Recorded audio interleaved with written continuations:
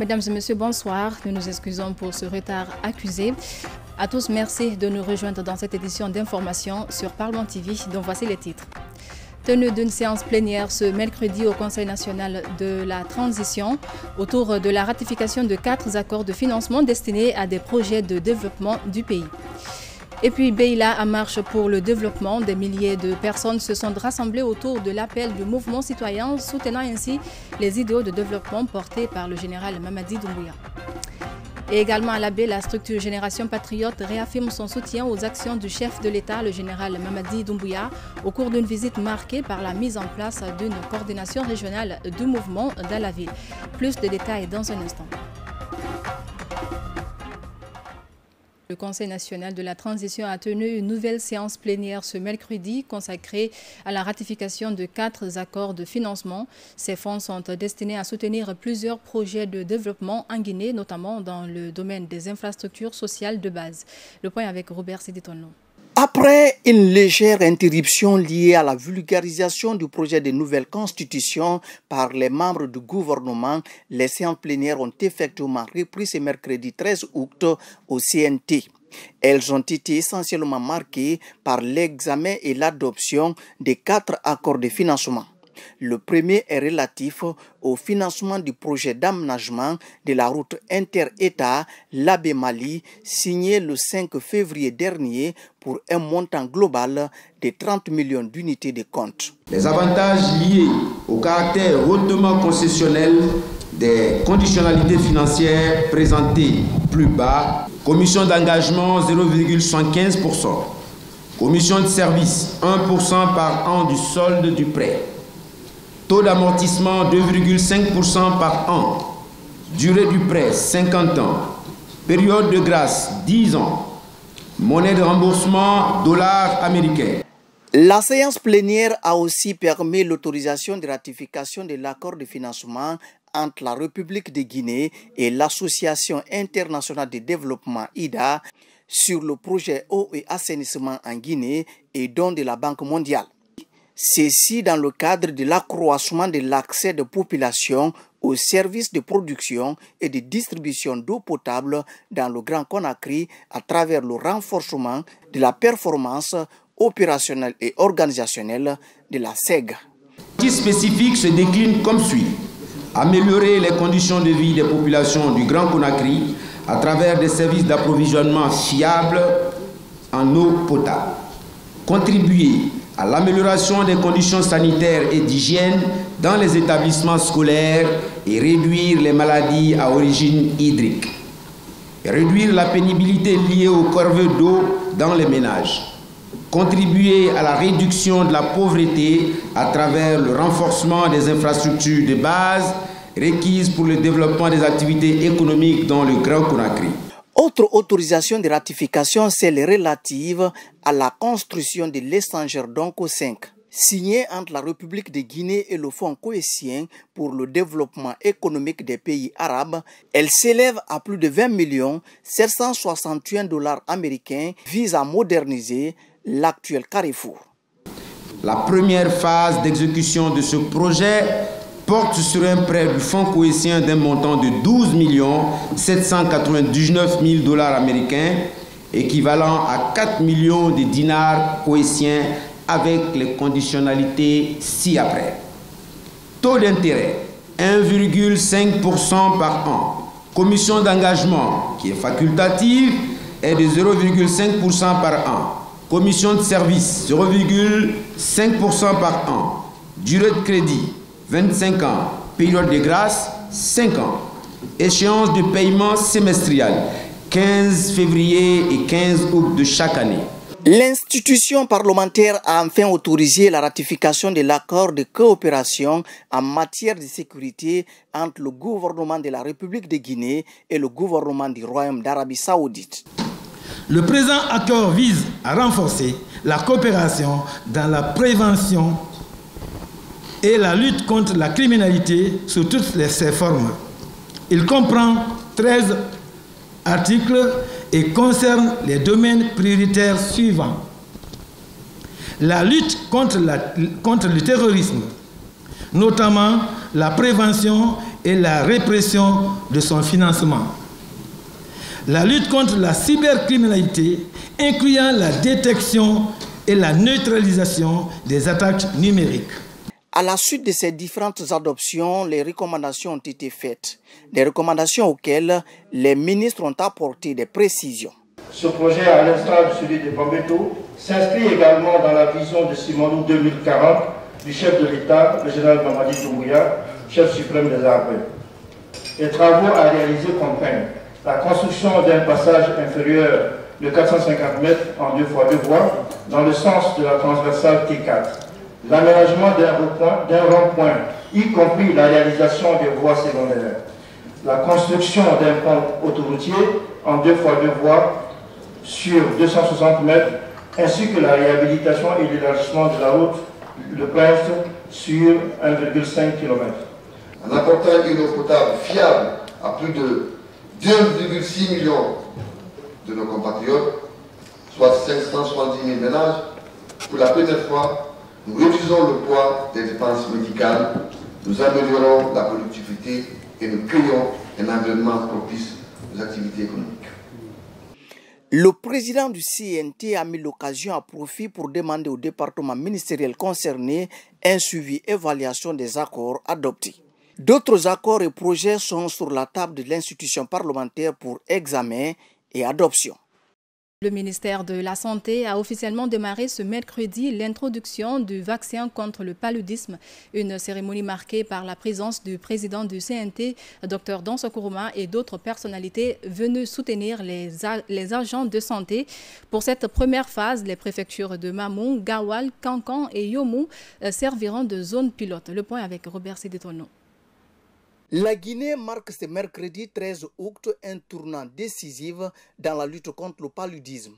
L'introduction du vaccin contre le paludisme pour les enfants âgés de 5 ans à 23 mois est maintenant effective. La cérémonie de lancement qui a regroupé plusieurs personnalités du pays, les partenaires au développement et les agents techniques de santé témoigne l'importance qu'accordent les autorités guinéennes à la lutte contre cette maladie.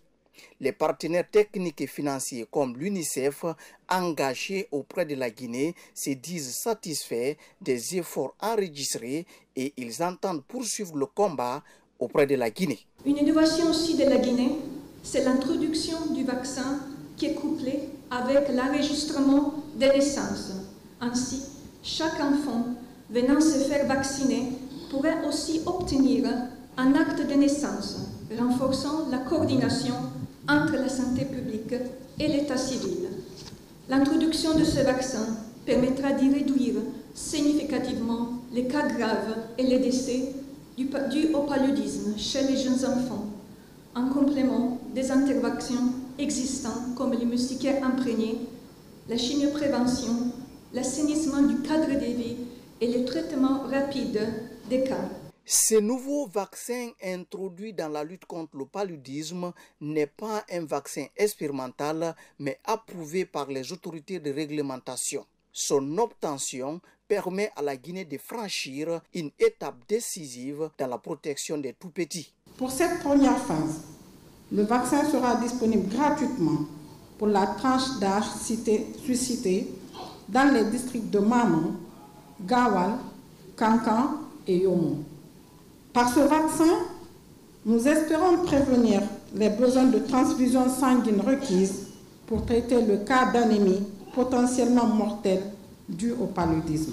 Le vaccin est administré dans le cadre de la vaccination systématique assurée par les programmes PEV et d'une façon analogue à celle dont les autres vaccins destinés aux enfants sont proposés aux familles. Depuis un certain temps, la Guinée a enregistré des avancées significatives en matière de santé. Le Premier ministre Amadou Ouriba, champion de la vaccination, a encouragé les efforts du gouvernement avant de revenir sur les nouvelles orientations dans le cadre de la couverture sanitaire universelle. Le paludisme est la maladie qui tue le plus dans notre pays. Et aujourd'hui, Monsieur le Président du CNT, lorsque les honorables conseillers, suite à la campagne de vulgarisation et d'enquête sur les besoins fondamentaux de la population, vous avez fait ressortir et vous avez fait émerger le droit de la santé. Le droit de la santé, ce n'est pas une déclaration littéraire qui sera sans conséquence. Les enfants de 0 à 5 ans qui n'ont pas été en contact avec des virus, avec des germes, sont les plus fragiles. Ça s'explique. C'est au fil du temps que vous apprenez, votre corps apprend à survivre, à s'adapter. Et d'où la nécessité d'introduction des vaccins, c'est de préparer ce corps très tôt, puisque c'est une course contre la montre, contre la maladie. Il faut que le vaccin puisse intervenir par précaution ou par prévention pour permettre au corps humain, disons, d'être en mesure de renforcer son système de défense immunitaire avant qu'il y ait, disons, des agressions comme les militaires savent se faire. Le président du CNT, pour sa part, a, au nom de son institution, salué les prouesses des agents techniques de santé et le gouvernement guinéen dans la lutte contre certaines maladies. Dr Dansa Kourouma a par ailleurs appelé à la mobilisation autour de cette campagne pour éradiquer le paludisme. La vaccination est un levier essentiel de préservation de la santé physique et mentale des enfants. Et les enfants, c'est le futur capital humain qui va transformer l'économie, qui va exploiter le Simandou, qui va construire des centres de santé. C'est pourquoi nous sommes très contents d'être ici, parce que la couverture santé universelle fait partie désormais des obligations constitutionnelles. C'est-à-dire, vaille que vaille, l'État, le gouvernement doivent réunir toutes les conditions, à la fois financières, à la fois intellectuelles, à la fois matérielles et logistiques, pour que tous les Guinéens, quelles que soient leurs conditions sociales et économiques, aient droit à la santé. Et c'est pourquoi nous remercions en premier lieu le président de la République, parce que c'est sous une vision politique que tous les changements, que toutes les réformes sont possibles. Avec ces succès enregistrés, la Guinée rejoint ainsi d'autres pays africains engagés dans cette dynamique. Et puis la sensibilisation autour du projet de nouvelle constitution en Guinée prend de l'ampleur depuis son lancement officiel à Conakry. À Kaloum, le groupe F2B et la direction de la citoyenneté ont tenu une session d'explication pour ses employés, détaillant ainsi les innovations du texte dans le but de les associer à ce projet national. Aboubakar Amikamara, Tierno Younoussaba. Depuis son lancement officiel dans la région de Conakry le 22 juillet dernier, la vulgarisation du projet de la nouvelle constitution est devenue une préoccupation majeure pour tous les citoyens afin de doter la Guinée d'une constitution participative. C'est dans cette dynamique que le groupe FDB, en collaboration avec la Direction nationale de la citoyenneté et de la paix, a rassemblé son personnel pour leur expliquer le contenu de ce document juridique. L'objectif, c'est pour accompagner les autorités dans la vulgarisation de la nouvelle constitution, puisque avant tout, d'abord, nous sommes une grande entreprise de BTP, mais aussi nous sommes des citoyens guinéens. Donc, c'est une constitution qui nous ressemble et qui nous rassemble, qui intéresse tous les Guinéens, tous les citoyens guinéens doivent trouver leur compte dans cette constitution. Nous avons expliqué un peu le contenu, surtout les innovations de cette nouvelle constitution. J'invite tous les Guinéens qui savent lire et écrire, de lire et expliquer à leurs familles respectives, ceux qui ne savent pas lire, le contenu de cette constitution. L'un des moments forts de cette rencontre a été la distribution des exemplaires du projet de nouvelle constitution aux travailleurs présents, une manière pour les responsables du groupe FDB de contribuer à sa vulgarisation. Effectivement, on a été invité par le groupe FDB qui a voulu vulgariser cette nouvelle constitution auprès des travailleurs de l'entreprise. Donc nous avons pris part à cette activité aux côtés du personnel. Nous leur avons expliqué un peu les constituants de cette nouvelle constitution et aussi les innovations. Nous avons aussi essayé de les expliquer qu'on est dans une phase de vulgarisation et non dans une campagne pour le oui ou pour le non. Donc on a essayé de vulgariser le contenu. nous invitons l'ensemble de la population, que tu sois entreprise, que tu sois vraiment citoyen, c'est de vulgariser cette constitution auprès de la famille, auprès des parents, auprès du quartier, pour que chacun sache ce qu'il y a à l'intérieur. L'initiative vise à sensibiliser les citoyens pour une meilleure compréhension des 199 articles contenus dans ce projet et de son adoption de façon libre le 21 septembre prochain. Et puis, à moins de 2 mois du référendum du 21 septembre, la Direction de l'information et des relations publiques des armées a lancé une campagne de terrain pour expliquer le projet de nouvelle constitution aux militaires. L'objectif est de garantir une meilleure compréhension du texte au sein des garnisons. Amadou Diallo. Rendre accessible le contenu du projet de texte constitutionnel, tel est l'objectif visé au cours de cette campagne de vulgarisation. Selon le directeur de la DIRPA, il est important pour les militaires de connaître et de comprendre le contenu de ce texte fondamental qui, une fois voté au référendum, devra régir la vie de la nation ces prochaines années. Toutes les garnisons militaires ont été invitées à vulgariser le contenu de ce projet de nouvelle constitution. Ce travail est en cours puisque cela a beaucoup d'avantages. Dans un pays, la première entité qui doit mieux maîtriser la Constitution, c'est l'armée.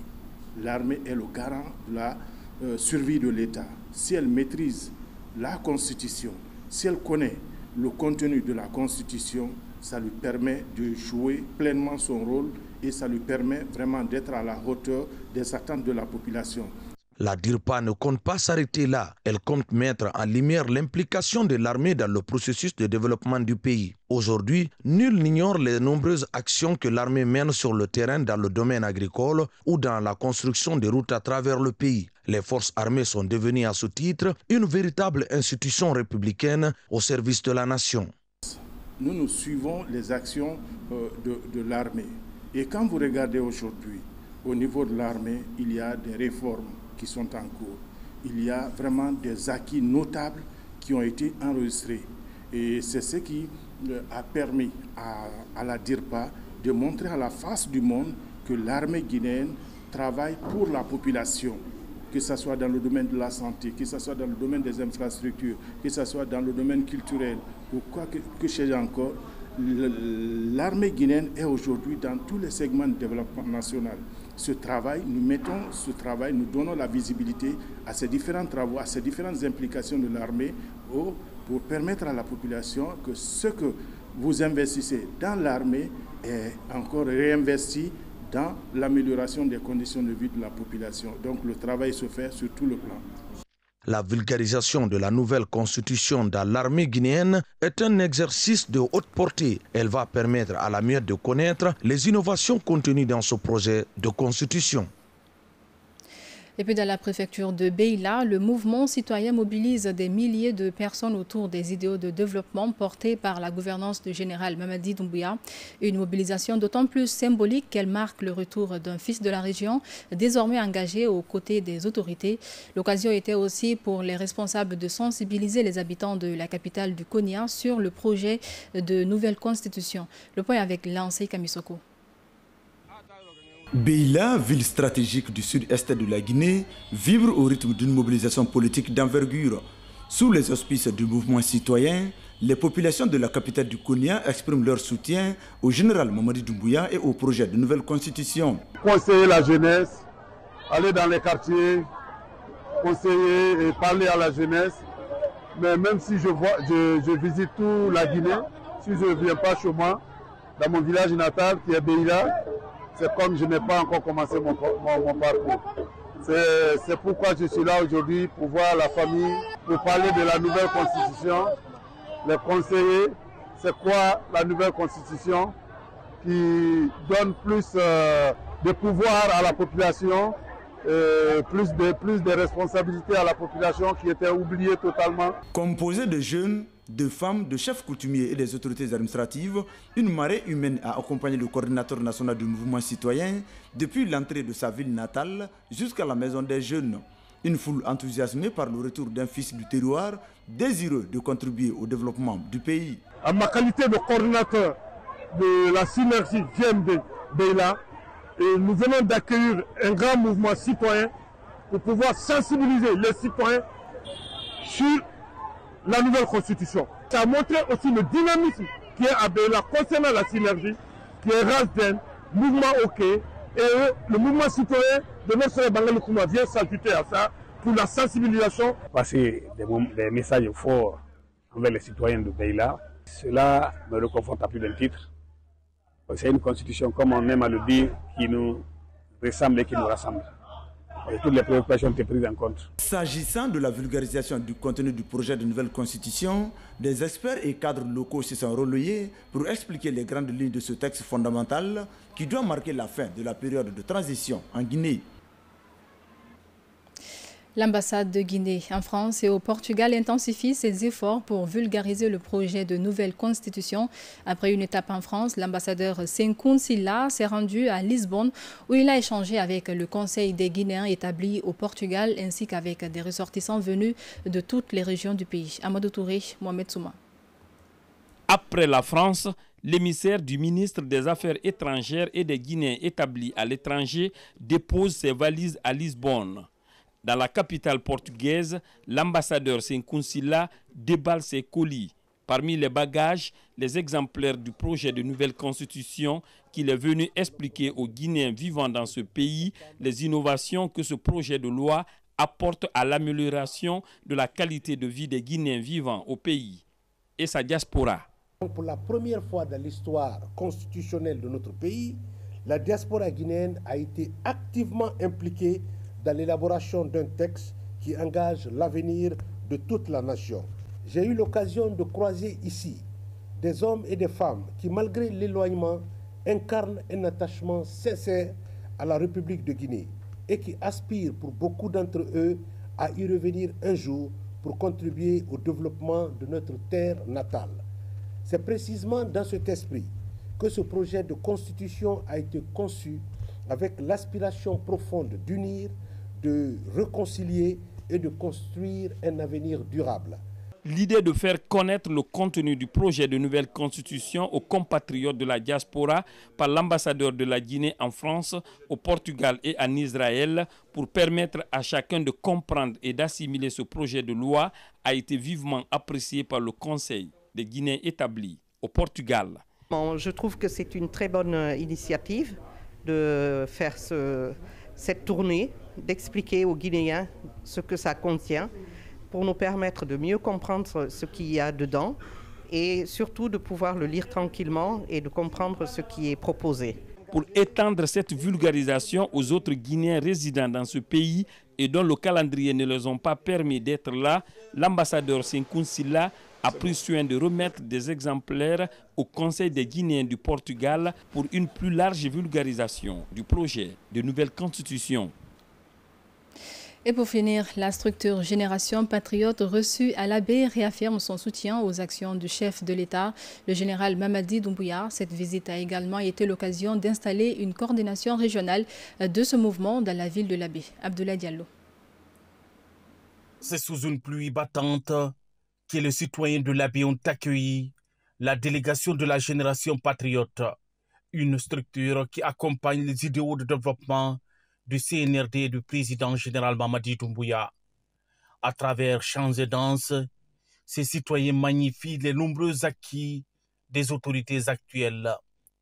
Un moment opportun pour la Génération Patriote d'installer sa coordination régionale à l'Abbé. Notre visite s'inscrit dans le cadre de l'installation des bureaux régionaux, de notre bureau régional dans la région administrative de l'Abbé. Le message que j'ai adressé à la coordination régionale de l'Abbé, c'est de multiplier de la vulgarisation du contenu de la nouvelle constitution dans la langue du tiroir. Le bureau régional qui vient d'être installé sera aux côtés de la commune, aux côtés des sous-préfets, aux côtés du préfet, aux côtés de la région pour nous permettre d'atteindre notre objectif. Nous sommes à votre entière disposition. Composé de 9 membres, le bureau de la coordination régionale de la Génération Patriote de l'Abbé promet d'œuvrer dans la dynamique de développement prônée par le chef de l'État. On prend l'engagement d'œuvrer pour se battre, sensibiliser l'ensemble de la population de l'Abbé pour œuvrer pour la Génération Patriote. De travailler dur pour défendre les acquis du CNRD et du président Mamadi Doumbouya. Auparavant, une cérémonie de lecture du Saint-Coran suivie de sacrifices est organisée à la mosquée Safatou 1. Une cérémonie religieuse mise à profit pour faire des invocations en faveur d'une paix durable en Guinée. Nous remercions davantage les différentes personnes qui ont contribué pour la réalisation de cette lecture du Coran. Au terme de sa mission, la génération patriote réalise cette activité de reboisement. Un acte citoyen qui vise à participer à la sauvegarde de l'écosystème fortement menacé de nos jours. Et voilà, mesdames et messieurs, c'est par cet élément que nous mettons un terme à cette édition d'information. À tous, merci de votre aimable attention et bonne soirée.